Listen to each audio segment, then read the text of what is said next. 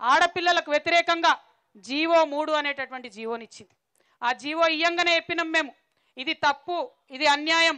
ఈ కొత్తగా మీరు ఇచ్చిన జీవోతోని 33% హక్కు ఎన్నో ఏండ్ల నుంచి మా ఆడబిడ్డలకు ఉన్నది, అది పోతుందని చెప్పినాం. వెంటనే నా మీద దాడి, ఏం పని లేదు కవితక్కకు, అంటే ఆడోళ్ళ గురించి మాట్లాడుతుంది అన్నారు. నేనన్నా, మేము నిజం చెప్తున్నాం, వాస్తవాలు చెప్తా ఉన్నాం. మీరు ఒక్క నోటిఫికేషన్ ఏదన్నా ఫిల్ చేసినాక సాక్ష్యాలతో సహా రుజువు చేస్తామని చెప్పినాం.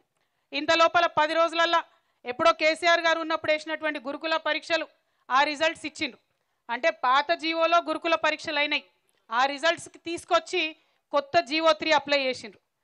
తీస్తే ఏమైంది, అప్లై చేస్తే కేవలం 12% మంది మాత్రమే ఆడపిల్లలకు ఉద్యోగాలు వచ్చినాయి. ఏదైతే మనం భయపడ్డామో జీవో 3 వస్తే ఆడపిల్లలకు ఉద్యోగాల్లో నష్టం జరుగుతుందనే అదే జరిగింది.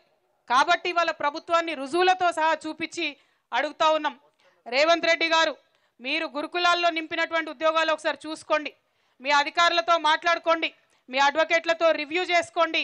12-13% ఎక్కువ ఇంతవరకు ఆడపిల్లలకు ఉద్యోగాలు రాలే. ఇక ముందు వచ్చేటటువంటి నోటిఫికేషన్లో కూడా వచ్చేటటువంటి ఆస్కారం లేదు. కాబట్టి దయచేసి ఆలోచన చేసి ఈ జీవో 3 రద్దు చేయాలని చెప్పి ముఖ్యమంత్రి గారిని మేము డిమాండ్ చేస్తూ ఉన్నాం. ఈ ముఖ్యమంత్రి గారు వచ్చినప్పుడు చాలా మాటలు చెప్పిండ్రు. ఆయన అడ్వకేటు, నాకే చాలా చట్టాలు తెలుసు అన్నట్టు మాట్లాడతాడు. ఆయన ఓటుకు నేటని ఒక కేసులో డైరెక్ట్గా దొరికినటువంటి వ్యక్తి. ఆయన ఏం చేసిండు, ఆ ఓటుకు నోటు కేసు మరి హైకోర్టులో ఓడిపోతే సుప్రీంకోర్టుకు పోతాడు, సుప్రీంకోర్టులో ఏమన్నా ఎదురైతే మళ్ళీ రివ్యూ పిటిషన్ వేసుకుంటాడు, మళ్ళీ ఇంకో కోర్టులో కొట్లాడతాడు, ఇంకో కోర్టులో కొట్లాడతాడు. కానీ మా ఆడపిల్లల కేసు మాత్రం ఎవరిని అడగడు, ఎగ్జామ్ రాసే ఆడపిల్లలను అడగరు, ఆఫీసర్లను అడగరు, ఎవరిని అడగరు, ఇమీడియట్గా విత్డ్రా చేసుకున్నారు. మరి మీ ఓటుకు నేటు కేసు మీద ఉన్న శ్రద్ధ మా ఆడపిల్లల ఉద్యోగాల మీద ఎందుకు లేదని చెప్పి ఇవాళ రేవంత్ రెడ్డి గారిని నేను ప్రశ్నిస్తూ ఉన్నాను. మిమ్మల్ని మేము డిమాండ్ చేస్తూ ఉన్నాం, ఖచ్చితంగా మీరు మళ్ళా హైకోర్టులో రివ్యూ పిటిషన్ వేయాలి, అవసరమైతే సుప్రీంకోర్టు దాకా పోవాలి, ఎక్కడి దాకా అన్న పోవాలి. కానీ ఖచ్చితంగా ఆడపిల్లలకు 33% ఉద్యోగాలలో అవకాశం వచ్చేటట్టుగా ప్రయత్నం చేయాలని చెప్పి నేను కోరుతా ఉన్నాను, డిమాండ్ చేస్తూ ఉన్నాను. ఈ ప్రభుత్వం వచ్చే ముందు ఏమన్నది, మహిళలకు 500కే సిలిండర్ ఇస్తామన్నది. నేనేమనుకున్నా పోంతి కాంగ్రెస్కి బుద్ధి వచ్చిందేమో అనుకున్నా. ఇప్పుడు విషయం అర్థమవుతున్నది, బుద్ధి రాలే, ఏం రాలే. మనకు ఉన్న ఉద్యోగాలు ఊడగొట్టి వంట ఇంట్లో మనను గుసబెట్టాలి, దానికోసం వేసిన పథకం తప్ప ఇంకో దానికి కాదు. అది కూడా అమలైతలేదు, సస్తలేదు. కానీ కాంగ్రెస్ ఏమన్నా మారిందేమో అనుకుంటే అటువంటి ఆలోచన లేకుండా ప్రగతి నిరోధకంగా మహిళా వ్యతిరేక విధానాలతోని ముందుకు పోతున్నటువంటి ప్రభుత్వాన్ని మేము డిమాండ్ చేస్తూ ఉన్నాం.